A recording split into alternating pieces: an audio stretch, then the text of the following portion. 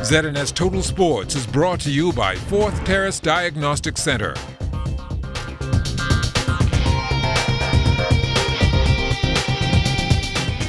Welcome to sports, everybody. Our men's national basketball team closing out the first round of FIBA World Cup qualifiers tonight in Santo Domingo against the Dominican Republic. Former Western Kentucky center Dwight Colby has been selected to the initial roster for the New Orleans Pelicans Summer League team, meaning he will not suit up. The Bahamas will also be without the services of point guard Lou Rawls Tum Tum Nairn, who had to return to the U.S. for some prior commitments, and L.J. Rose. He's also out with an injury.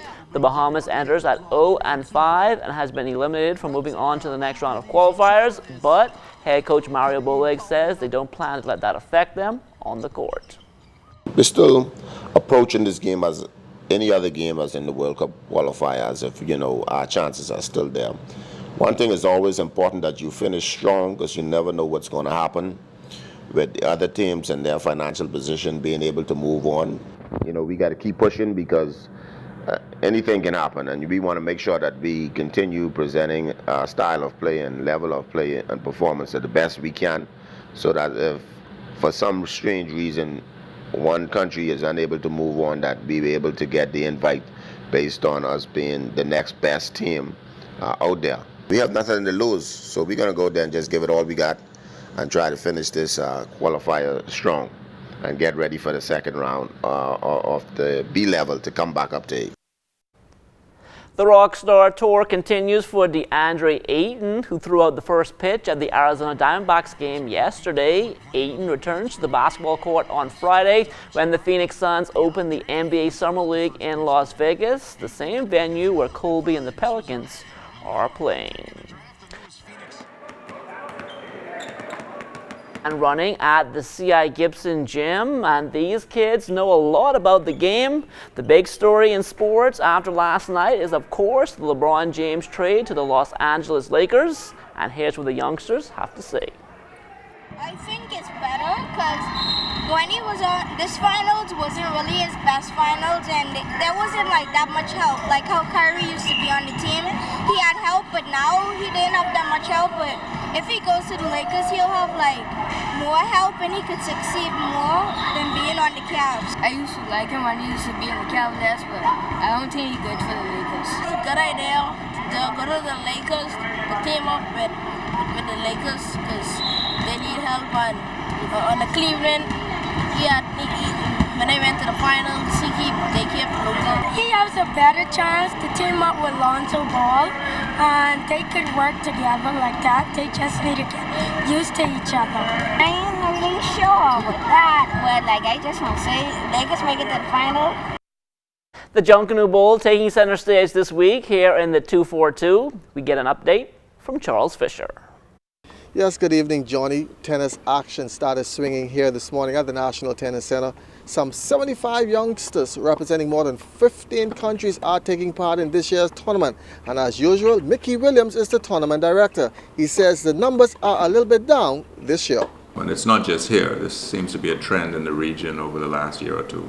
We're not quite sure why, but particularly among the girls, the participation is down. Normally we would have probably 100 kids here. Mm-hmm. This year we didn't have a girls qualifying at all, and the main draw even wasn't full. Boys were full, the qualifying fairly small. With that in mind, competition will be ace. Some of them are veterans of the circuit. The higher ranked players have obviously played lots of these events. Some others this is their first tournament, first international tournament, first ITF tournament, so they're just getting into the swing of things. So while some of them will be very well known, others are unknown. And some of them, in fact, even though they haven't played very many ITF tournaments, they played a lot of USTA events in the States. And so they're better players than their ranking or lack of ranking would suggest. Mm-hmm. And so we sometimes get some upsets on paper where you have an unranked player beating a ranked player. Acceptance is based on rankings. Once the entry deadline passes, the players with the best rankings go automatically into main draw, and then the others go and have to play qualifying.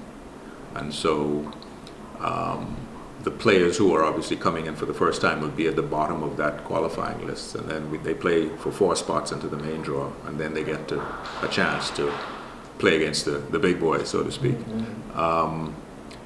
As far as the seeding is concerned, obviously the higher ranked players get the top seedings, and in a draw of 32, which is what we have here, we have 8 seeds. At the National Tennis Center, where I am encouraging all Bahamians to come on down sometime this week and cheer on these youngsters. For ZNS Total Sports, I'm Charles Fisher.